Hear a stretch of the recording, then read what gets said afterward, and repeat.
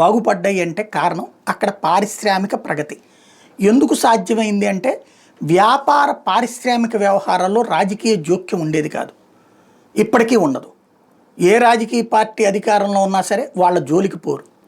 అదే సందర్భంలో అధికార యంత్రాంగాలు వేగంగా స్పందిస్తారు వాళ్ళు ఏదైనా కంప్లైంట్ చేస్తే. కియా పరిశ్రమ తాజాగా ఓ సంచలనాత్మకమైనటువంటి అంశం. 900 వరకు వాళ్ళ ఇంజన్లు పోయినాయి. మరి ఆ ఇంజన్లు తీసుకెళ్ళి దొంగలు ఏం చేస్తారో తెలియదు, బట్ ఇంజన్లు పోయినాయి. ఇది లాస్ట్ మంత్ అనగా కంప్లైంట్ చేశారు, పట్టించుకోలేదు.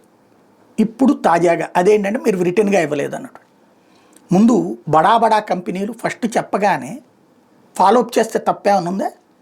తర్వాత అది పట్టుకునేటప్పుడు కంప్లైంట్ కావాలంటే రాయించండి, లేదా ప్రభుత్వం నోటీస్కి తీసుకెళ్ళండి ఎట్లుందండి పరిస్థితి అని చెప్పి లోపు ఇన్వెస్టిగేషన్ స్టార్ట్ చేసేయండి. రికార్డుల ప్రకారం కావాలని చెప్పి ఆగితే దొంగ ఆగుతాడా? ఇప్పుడు దొంగతనం చేసి ఒకడు పారిపోతున్నాడు, సార్ నా బంగారం ఎత్తుకుపోతున్నారండి అక్కడ, లేదా అక్కడెక్కడో మావది లారీ పట్టుకుపోయారండి ఒకసారి చూడండి అంటే ముందు నువ్వు కంప్లైంట్ రాసి ఆ తర్వాత నేను బంగారం పట్టుకుపోతున్నాడు వెనకాల పరిగెడతాను, లేకపోతే లారీ వెనకాల పరిగెడతానంటే కరెక్టేనా? పద్ధతేనా? అది ఆలోచించాల్సిన సందర్భం ఇది. ఇప్పటికే పారిశ్రామికవేత్తలకు సంబంధించి ఓ పక్కన వ్యాపార పారిశ్రామికవేత్తలు అల్లాడుతున్నటువంటి పరిస్థితి రాష్ట్రంలో. అదేదో ఆ మధ్యన ఒక కంపెనీలో అయితే ఉద్యోగులందరినీ తీసి మేము చెప్పిన వాళ్ళని పెట్టమని ఒక ఎమ్మెల్యే దబాయింపు, రచ్చ గొడవ ఉత్తరాంధ్ర దగ్గర ఎక్కడో. రెండోది ఇక్కడేమో సిమెంట్ ఫ్యాక్టరీలకు సంబంధించి పల్నాడు దగ్గర ఉన్నటువంటి వాళ్ళు 2 నెలల నుంచి పని చేయనివ్వనివి అయినట్టు. చివరికి ఇప్పుడు ఇలాంటి స్టేజీలు వస్తే ఎట్లాగా? ఖచ్చితంగా ప్రభుత్వం ఒకటి ఆలోచించాలి, పరిశ్రమల మంత్రి టీజీ భరత్ గారు ఒకటి ఆలోచించాలి.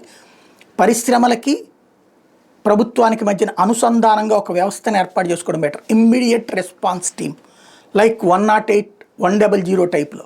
లేకపోతే కనుక పారిశ్రామికవేత్తలు భయపడడం ప్రారంభమైతే, ఇప్పటికే బడా కంపెనీలకు సంబంధించి అట్లాంటి సమస్యలు వచ్చినాయి. రాబోయే రోజుల్లో దీనికి ఒక పరిష్కారం కావాలి. అట్ ద సేమ్ టైం వ్యాపారులు కూడా, ఫర్ ఎగ్జాంపుల్ లైక్ ఇప్పుడు క్వాడ్జ్ గనులకు సంబంధించి ఈ రోజు వరకు దిక్కులేదు నెల్లూరు జిల్లాలో. దానికి ఏంటి పరిష్కారాలు ఆలోచిస్తారా? లేకపోతే ఇట్లాగైనా దాదాపు ఏడాది అయిపోతుంది.